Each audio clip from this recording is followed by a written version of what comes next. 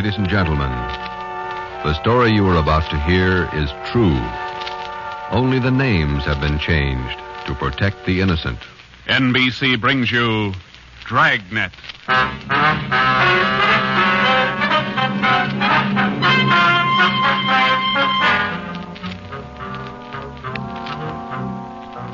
You're a detective sergeant. You're assigned to robbery detail. There's a potential killer on the loose in your city. 18 women have been beaten and robbed by this man. The newspapers call him the Werewolf. Your job is to get him. Dragnet, the documented drama of an actual crime, investigated and solved by the men who unrelentingly stand watch on the security of your home, your family, and your life. For the next 30 minutes, in cooperation with the Los Angeles Police Department, you will travel step by step on the side of the law through an actual case from official police files from beginning to end, from crime to punishment. Dragnet is the story of your police force in action.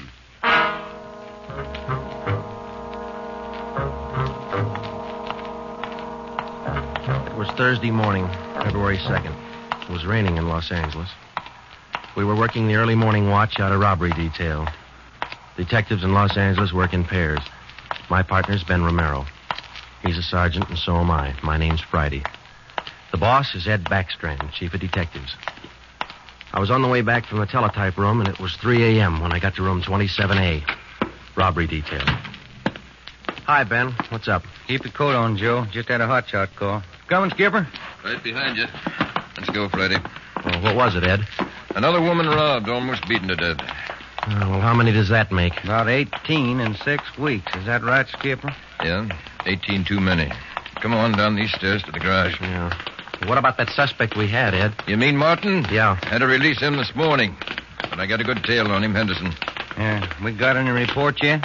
Nothing definite to hold him for. Here's the garage. Let's hustle it. Right. Then if this isn't Martin's job, Skipper, and he's not the right man... Then we start all over again, and we work night and day till we find the right man. Here's the car. Let's go. Ben, you drive. Huh? Yeah, all right. How do the victims describe this guy, Ed? Pretty sketchy. Supposed to be tall, dark, long black hair. Last woman said he had a face like an animal. Something like a dog. Or a wolf. A wolf? Yeah. She said something like a werewolf. Something like a werewolf. Well, he almost had to be that, judging from the way he operated. He was either an animal or a raving maniac. One thing we were sure of, he was smart and he was dangerous.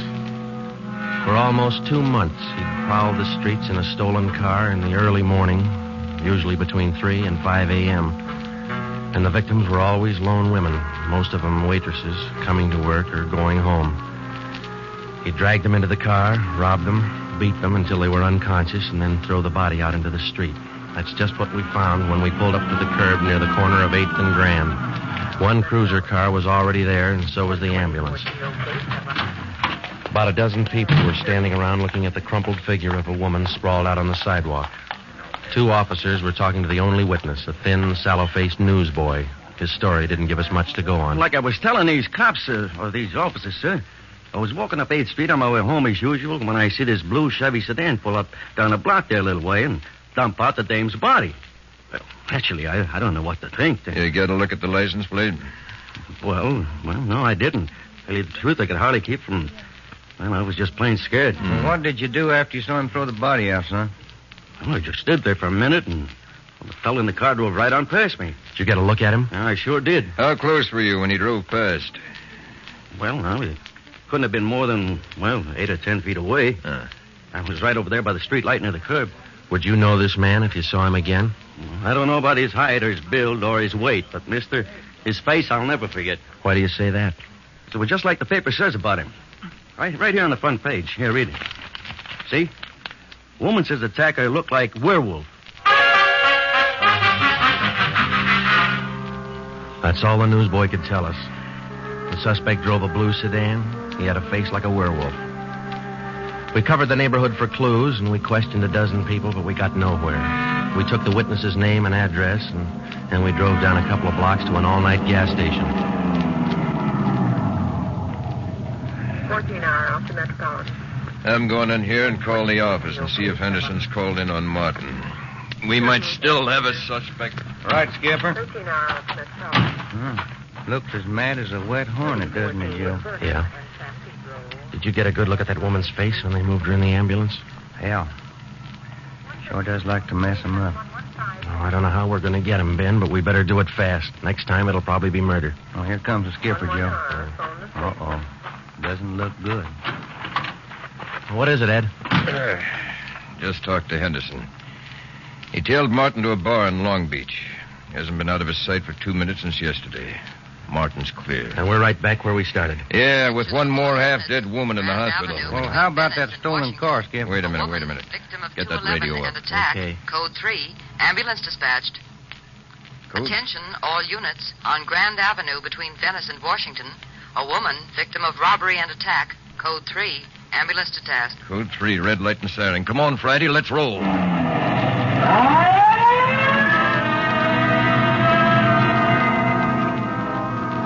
We couldn't be sure, but it sounded like another one. 6 minutes later, we were there. Same story. Werewolf. The next day, the chief ordered the number of cruiser cars doubled in the Central District. This was for the early morning watch, with plainclothesmen to back them up. Then the newspapers played it vague, and in 2 days, the story was on the front page of every paper in town. Maybe that should have made the werewolf lay low, but it didn't. Because at 4 o'clock that morning, while Ben and I were patrolling with the other cars, he got his 20th victim. Attention, all units. Whittier between Soto and Matthews. A woman, victim of 211, an attack. Code 3. Ambulance dispatched. Here's a report on that blue sedan he used the other night, Joe. Found it out on Anaheim Telegraph Road. Any luck with it? Not one fingerprint we can use. Anything else? Nothing. Well, how about the auto theft detail? Same old story, Joe. He steals a car, uses it once, and then drops it. Never leaves a thing behind. Well, that's great. We're sure moving fast. How about that big guy you picked out of the lineup this morning? Oh, I checked his alibi. It's perfect. Now we haven't got even half a clue. Yeah. Well, come on. Let's check with Ed. He's instructing the policewomen on a plan for tonight. All right. Now you've heard the report. You understand how the suspect operates and what you're to do. I think so. Remember, all of you forget you were ever policewomen. Change the way you walk, the way you carry yourselves. That's the part you're playing, all right? Okay. And be careful and don't take any chances. All right, Freddy. Okay, Ed. Now, just to make sure you look the part, we're spotting each one of you at different restaurants and coffee shops throughout the Central District. And from 7 o'clock tonight until daylight tomorrow, each one of you is going to be a waitress. You got that? Yeah. Okay, Ben, you want to give them their assignments? Okay, Joe. Well, here's the way it lines up. Marge Kissel at the Top Hat Cafe. That's on 9th Street between Alpharetta and Westlake. Okay. And Katie Welch, Joe's Coffee House, Brooklyn, Soto. Right. Pat Fielding at the All-Night Steakhouse on Figueroa Street between Florence No, and... the trick of using decoys to lure criminals into a trap wasn't exactly new, but, well, it was just one of the old tricks that we figured might land the werewolf behind bars. At 7 that night, Ben and I made the rounds and found each of the policewomen on her job as a waitress. Well, the overall plan was simple. The girls were to leave the different restaurants between 3 and 5 a.m. that morning and pretend they were walking home. We mapped different courses for each one of them to throw out as much bait as possible and yet not to make it look suspicious. Each policewoman, from the time she left the restaurant and stepped out into the deserted streets, would be pretty much on her own. We had officers planted all along the way at designated intervals, but a big element of chance and danger was still there. All we could do was cross our fingers and hope. How much more time, Joe? Let me see. She's due in 2 minutes. Yeah. Waiting gets on your nerves. And it won't be long. This corner doorway's a pretty good lookout spot. Yeah. Wait a minute. Listen. Who is it, Joe? Can you see? Get back. What is it? Wait a minute. It's Marge Kissel. There's a man following her, a big guy. If it's the werewolf, where's his car? I don't know. Maybe he changed his plans. Get back. Here they come.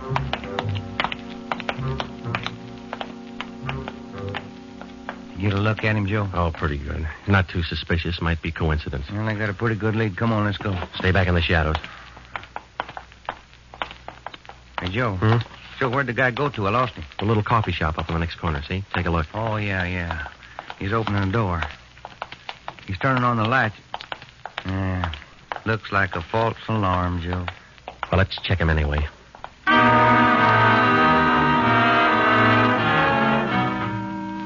Well, I didn't think we'd be that lucky on the first try, and we weren't. We asked the man a few questions, and it didn't take him long to show us he wasn't our man. He owned the coffee shop. So, Ben and I went back and took up our posts again and waited for the next decoy. We covered that 10-block course 6 times that morning, back and forth, following the bait, but it was almost as if the guy could sense a trap. Not once did we get a nibble. By the time our last decoy finished the route, it was almost daylight. Joe, I never was so glad to see that sun come up in my whole life. My feet feel like they're puffing right up out of my shoes. Yeah, me too. Come on, let's get over to the car and check on the other squad out in Boyle Heights, huh? Mm-hmm. Oh. Hit the radio, will you, Ben? Yeah. Joe, there must be some easier job on the force than this. Yeah, you and me both. Now, let's see what happened to the others, huh? 80K to Unit 104K. Come in.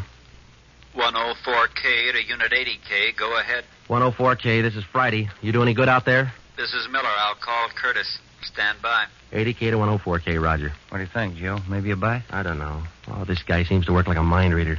Well, he can't win all of them. 104K to Unit 80K. This is Curtis. Go ahead. This is Friday, Al. How'd you do out there? Any luck? Just checked in the last gal, Joe. 80 Welch, not a sign. Okay, Al. Have the men check in. 80K clear. KGPL. Okay, let's go, Ben. When we finally got back to the office that morning, both Ben and I were ready for some sleep, but it didn't look like we were going to get it. We just about finished going through the overnight reports for some kind of a lead when the phone rang. Robbery Friday. Hi, Joe. This is Wilkerson, auto theft. Hi, Wilkie. You got something for us? Not much, Joe, but it might work into something. Just got a report in on a pair of stolen license plates. Oh? Yeah. I'm not much of a hawkshaw, but I figure there's just a chance it might be your werewolf boy. How come? I don't know. Maybe just a hunch. After 13 years in this business, you get to know thieves pretty well. Sometimes you got to even think like them. Okay, Wilkie, thanks. We'll check by in a couple of minutes. Right, Joe. What do you have to say? Pair of license plates stolen last night. Wilkie's got a hunch it could have been our man. Well, might be an angle, Joe. If that werewolf guy'd hang on to one car long enough, we'd have a chance at him. Well, he's too smart for that. I don't know, Joe. Sooner or later, he's going to make a mistake. Yeah. Come on, let's check with Wilkie. Well, we checked with Wilkerson. We got the best piece of news we'd had in days. On the average, 95% of stolen cars are recovered or located within 24 hours. In the remaining 5%, Wilkerson, by a simple process of elimination, narrowed down the number of cars the suspect might be driving. Wilkie figured 6 cars. There they are. Now, I'll bet you if you picked up your man tonight, he'd be in one of these cars. Let me see, huh? 2-door black sedan, yellow convertible, another sedan, green, blue coupe, black coupe, and a gray convertible. Well, that's good work, Wilkie. At least we got something to look for now. Yeah, you're right, Joe. Wilkie, you got the numbers of those stolen plates you're talking about? Yeah, right here, Ben. They're already on the hot sheet. Good. Keep us posted, huh? As usual, Ben. See you later, Wilkie. Well, that's a good break, Ben. Something to keep us busy tonight. Tonight? What do you mean? We're setting another trap. Same thing as last night. Same police women, same everything. Well, only this time let's hope he steps into it. You know, Joe, this werewolf character's getting me mad.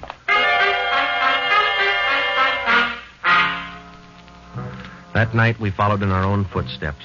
We planted the policewomen decoys in 3 separate districts, and a few minutes before 3 a.m., our squad of men took up their positions. The same policewomen went to their waitress jobs in the same restaurants, and Ben and I and the rest of the men stood in darkened doorways or empty filling stations or whatever cover we could find. And we waited and waited. What time is it, Joe? Let me look. 4:30. Thank you. Any sign, Joe? No, nothing yet. Come on, stay in the shadows. That's the way it went all through the early morning. The same plan over and over again until daylight.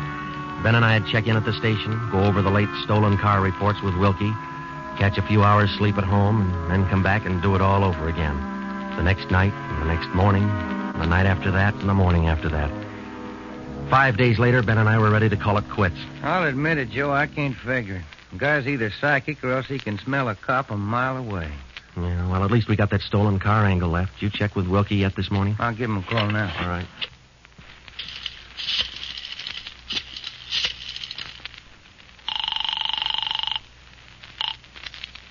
Hef Wilkerson. This is Ben, Wilkie. Got anything for us this morning? Yeah, just going to call you.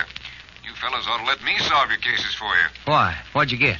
The boys picked up 3 of those 6 stolen cars since late yesterday. Great. Now, what does that leave us with? Well, here are the 3 still missing. Yeah. 4 X-ray 763. Yeah. 5-6 Young 342. Uh-huh. 6-1 Robert 385. Yeah. Got those? Yeah, thank you, Wilkie. Check you later. Good news? Remember those 6 missing cars? Yeah. Wilkie says the boys found 3 of them since late yesterday. Here's what's still out. The blue coupe, the yellow convertible, and the gray convertible. Yeah. Well, this feels like the right track for a change, Ben. Friday, Romero, got a minute? Sure thing, Skipper. Come on, Joe. What do you got, Ed? Woman out in Hollywood just called in with this. She said she walked down to the corner from her house last night to mail a letter. On the way back, a guy pulled up in the car and tried to drag her inside. Any description? Big, heavy set, dark, same thing. Well, how'd you get away from him, Skipper? She said she started running as soon as he made a motion toward her. When he saw her run up the steps of her house, he jumped back in the car and took off. Well, how come she didn't call in before then? She hasn't got a phone. She's afraid to leave the house again until this morning. Sounds good, Chief. You got her address there? Here you are. Mrs. Tom Burdick, 1237 Wilcox, apartment 10. Come on, Ben. This might be what we're looking for.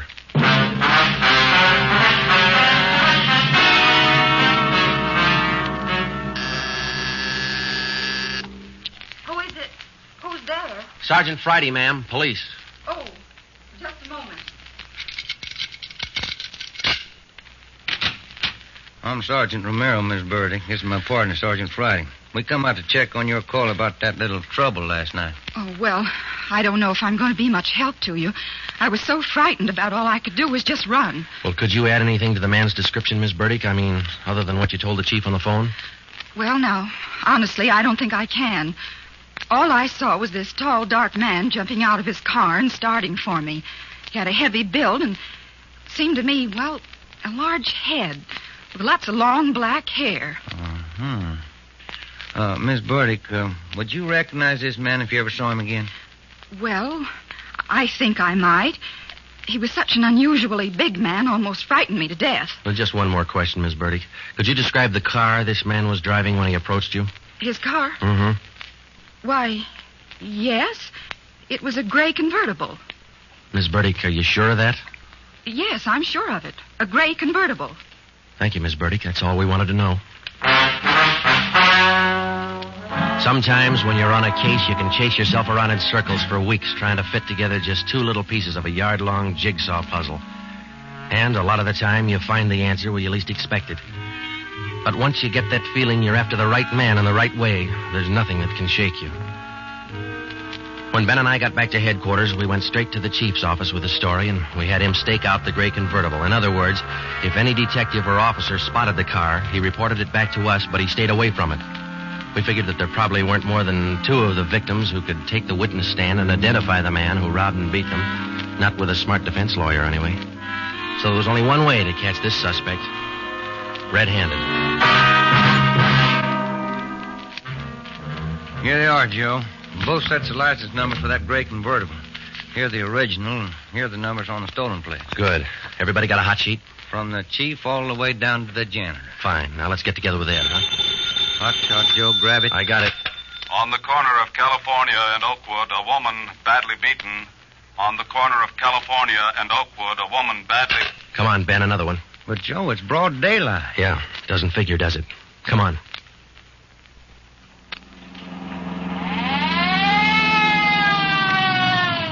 That vacant lot over there, Joe. 2 plainclothesmen and uniformed officers were keeping the crowd back. An ambulance was drawn up by the curb, but it was empty. When we got down to the rear of the lot, we found out why. They were waiting for the coroner. The woman was young, not much more than 30. Her body was half sprawled across the muddy ground, and her face was turned upward. It had been badly beaten. They figured it happened last night, Sergeant. Have the fingerprint men been notified? Yeah.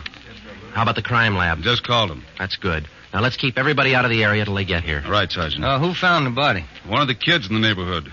The woman was dead when he found her. Did she live around here? About a half mile away. I hear she's got 3 kids. Or she had 3 kids. Uh-huh. You've seen enough, Ben? Yeah. Let's get on back to headquarters.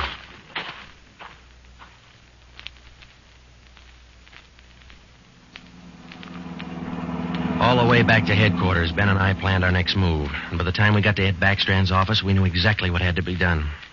When we told him about the werewolf murder, he didn't say a thing for a minute. He just stared across the room at the calendar on the wall. Then he brought his hand down hard against the desk. Friday, Romero, I'm only going to say this once, so get it straight. That guy's pulled his last job in this city. He's through robbing and beating women, and he's through with murder. I've given you time to track him down, and now I want him in. No stalls and no excuses. I want him. I don't care how many men you use, and I don't care how you get him, but get him. That's all.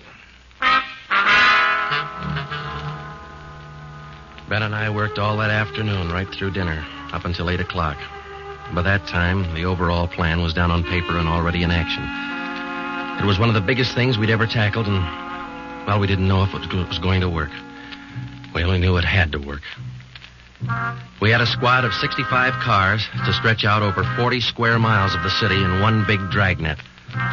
The blockade itself would be stationary most of the time, and working inside it would be 2 cars, 14 policewomen as decoys, with 2 plainclothesmen assigned to watch each policewoman.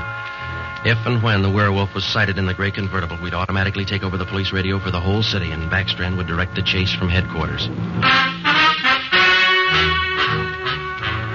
A little after 8, we had coffee and hamburgers, and we went to Ben's for a few hours.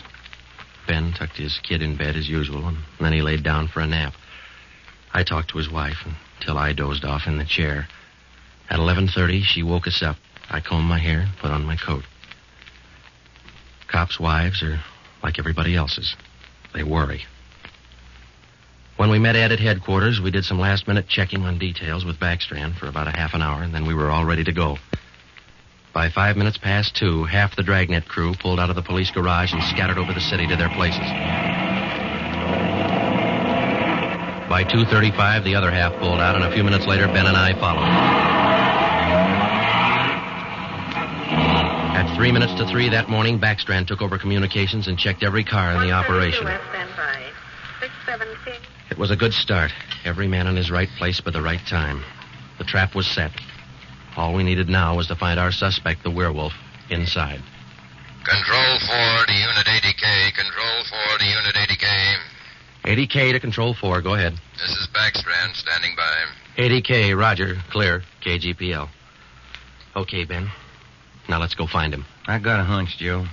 Let's try the Wilshire district first. Sounds all right to me. Let's go.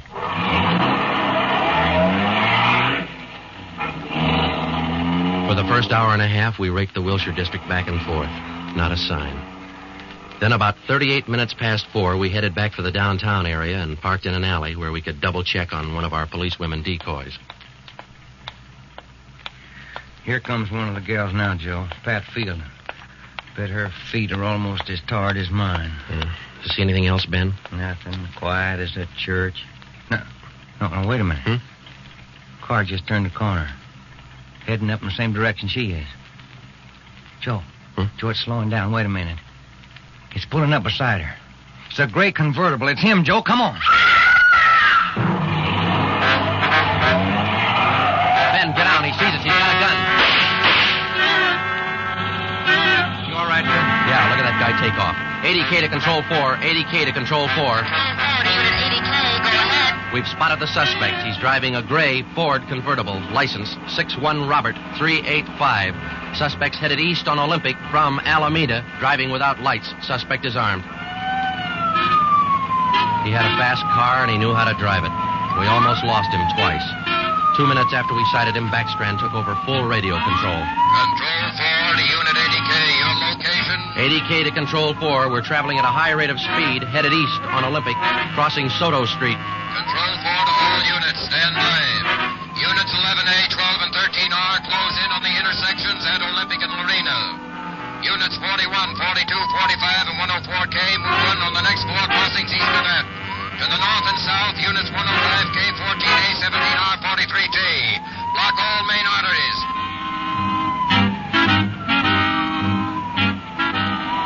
In the next half hour, the 65 cars in the dragnet had pulled in like a noose around a 5-mile area. Ben and I hoped it was just a matter of time. Unit 80K to Control 4. Control 4 to 80K, go ahead. He's headed north on Fresno Street, crossing Whittier Boulevard. Attention all units. ADK now pursuing suspect north on Fresno from Whittier Boulevard. Units 15, 105, K11R, and 18A block off the intersection on Fresno and 4. Hey, Ben, up there ahead. What's he trying to do now? Look, he's turning around. Yeah, and he's coming right for us. Watch it, Joe. Look out! Pretty close. ADK to Control 4. Both on ADK, go ahead. Exchanging shots with suspect. Watch it, Ben. Here he comes again. Sure likes to use that gun, doesn't he? Sure does. Hey, Joe, look. Look, he's turning east. He's running for Hollenbeck Park. Yeah, ADK to Control 4. Control 4, go ahead. Suspect just drove up over curb and into Hollenbeck Park. Control 4 to all units. Control 4 to all units. Converge on Hollenbeck Park. Suspect is in the park. He's armed. Use caution. Code 3.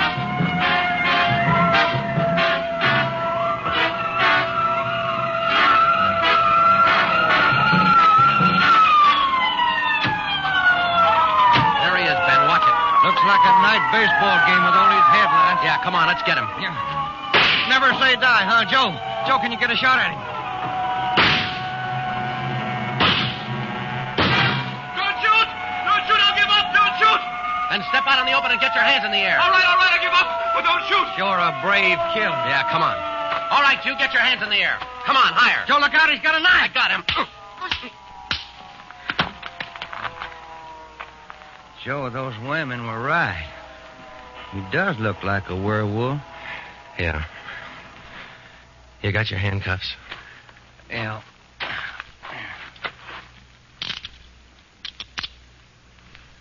Okay. Got a cigarette? I've been out for an hour. Little place across the street. Maybe we can get some there. Okay. There's the crew from the 41R. Hey, fellas, take him into robbery, will you? Okay, Friday. I think there's a vending machine in there. Uh-huh.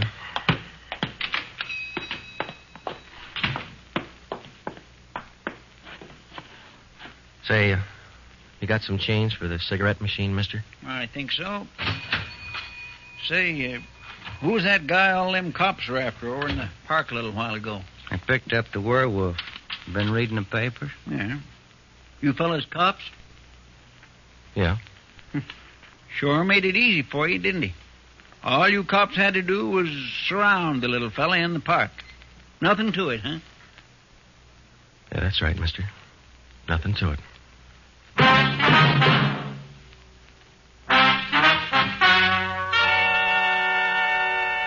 The story you have just heard was true.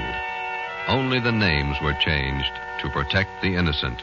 Walter Barton, known as the Werewolf, was tried and convicted and is now serving a full life sentence at the state penitentiary.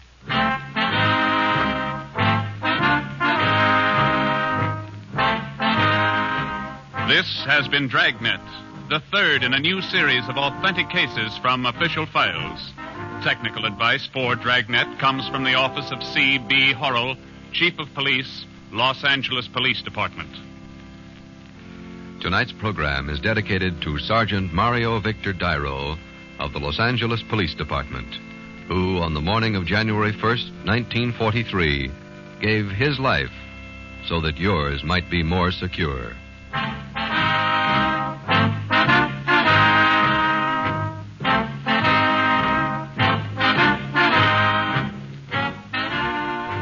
Dragnet came to you from Los Angeles.